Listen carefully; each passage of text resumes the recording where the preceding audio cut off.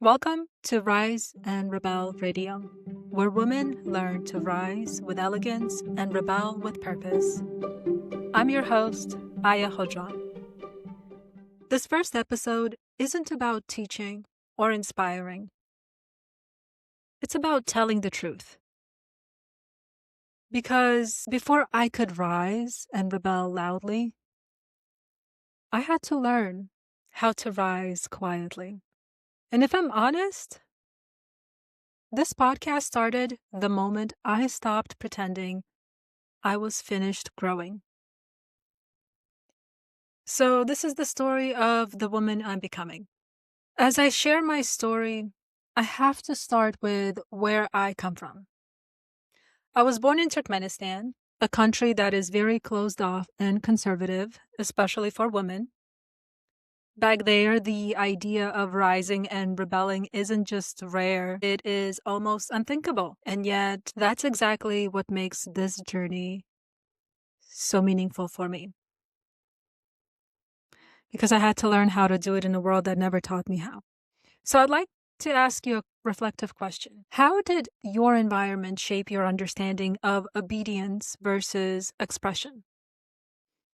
For me, the Turkmen culture that I grew up in recognized and celebrated those women who were quiet, obedient, served rather than questioned, abandoned and shrank themselves to fit into the rooms that they clearly had no business being in. A great example of my experience in Turkmenistan was when I was a young girl. I went to visit my grandmother for the weekend with my older brother. And at the time, my verbal expression included some curse words with every conversation I had. You can call me a rebel. I was a rebel my entire life. And apparently I cursed like a sailor since I was young. And my grandmother didn't like that, bless her soul. And she told my brother kindly to take me back home because I could not keep my mouth shut and express myself freely. Now, granted, I get it. Like, no grown adult wants to hear a little child curse, right? But instead of being a grown adult and sitting down to talk to me and explain how a lady should act, the only logical thing an elder Turkmen lady could do is send the young little girl home. So, in short, in summary, my way of expressing myself was rejected in my culture over and over and over again by my own blood. Eventually, I had to adapt and let that version of me to be polite, composed, agreeable. I had to step into that because, as we all know, nobody wants to be the black sheep in the family. Nobody wants to be the odd duck in the group. And I didn't realize it until the last few years that being the black sheep or the odd duck was actually my superpower. And we will talk about that topic later. I learned how to express myself more when I came to America. I grew up in San Francisco, and for those that know, it's the buffet town of expression. I learned what freedom of speech and expression truly meant in San Francisco, and then I also understood what radical acceptance and expression looked and felt like because I was surrounded by it every single day. San Francisco shaped me to understand that there was more to life, and I started to learn more about what that meant for me. But before San Francisco shaped me, it taught me which parts of myself I had to dim to belong, because my first 15 years in San Francisco were very brutal. It was not easy. I was made fun of for being different, for not being able to speak English properly. I was told to go back to where I came from, despite the fact that nobody knew where that was exactly. I learned how to dim my light so people did not feel threatened by it. I learned to survive and acclimate to the American culture by keeping my mouth shut, just so I could sit in the same room as everyone else. I'd like to think my story is very unique and interesting. I even wrote a book about it called Getting Lost in the Sauce, because there was a moment in my life where I realized I could no longer stay the same, and I had to learn how to get lost in my own sauce of the unknown. 20 years ago, I met my high school sweetheart. I was with him for 13 years. And not until we got married did I realize how much I dimmed myself and my light to ensure he felt comfortable being with me. I didn't know anything about boundaries, clear communication, mutual respect, you name it. I literally did not know any of it. And the Turkmen culture did not prepare me for any of that healthy relationship skills either. I learned all about it through divine guidance, through a work friend who asked me a simple question. Do you think you deserve to be happy? I don't know how and why that question alone made me realize the deep truth. I did, and I do deserve to be happy with or without a partner.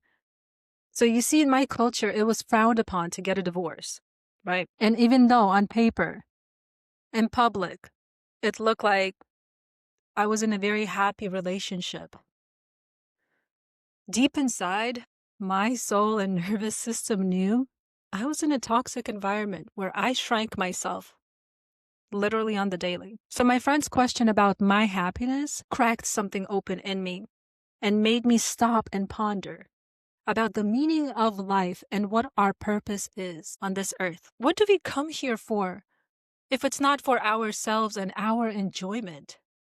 What are we doing here if we're only here to please, shrink ourselves at the cost of somebody else's comfort? It's first century, last I checked. Technology is booming. Everything is growing and evolving at high speed. So why am I so stagnant? Why am I living a stagnant life? And after taking some time to reflect, I started to read books on spirituality and ego. One of the first few books I read during the time when I was wondering if I was happy or if I even deserved of it, it was a book called The Power of Now by Eckhart Tolle, as well as The New Earth, also written by Eckhart Tolle. And it helped me shift. It helped me shift things into perspective for me. And it helped me realize that we truly only have this moment of life. Tomorrow is not promised to anyone, and I'm no exception. The books that really took me on a spiritual journey, so these were the first two books, but the one that took me to the next level was the book called Journey of Souls by Dr. Michael Newton. It helped me understand life and death more clearly, and it also helped me understand why our souls choose the lives and the environments that we grew up in. It's a really great book. Highly recommend. And something about those books helped comfort that deep fire within me that was burning quietly. Because almost my entire life, I learned how to dim my light well. Not proud of it. I just learned how to dim it well and adjust. And after reading those books, the light within me started to flicker just a little bit. And then curiosity started to peek out, in which allowed me to make the executive decision to get a divorce. That probably was my first act of rebellion, where I truly stepped into my power to honor myself and to choose myself first, despite what my culture, family, or friends thought. So this is why I started Rise and Rebel Radio. Because there are many wonderful souls out there who can resonate with me and my story. And I want them to feel safe in this space, to know that they're not the only ones that have experienced injustice and unfairness in this world.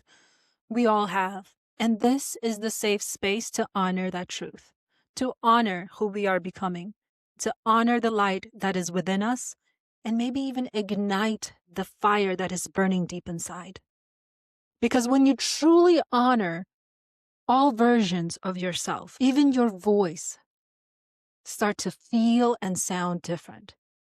Your energy, composure, and your actions start to feel and look different, all because you finally chose to step into your power and to love yourself unapologetically. And I can tell you this from experience. Rebellion when it's rooted in self-respect, does not need to scream. And it does not need to shrink to be heard or accepted. Rebellion can be messy at first, but it can also be soft, elegant, rooted with strong boundaries that need no further explanation. So if you feel both too much and not enough in your own life, just know that you're not alone on this journey. You have me as your mirror and your guiding light. You may be afraid to admit that you are worthy of so much more, and that's okay. I've been there too. I want to extend an invitation for you to ponder on until the next episode. Think about all of your dreams and pay attention to how they make you feel. Do they scare you? Do they excite you?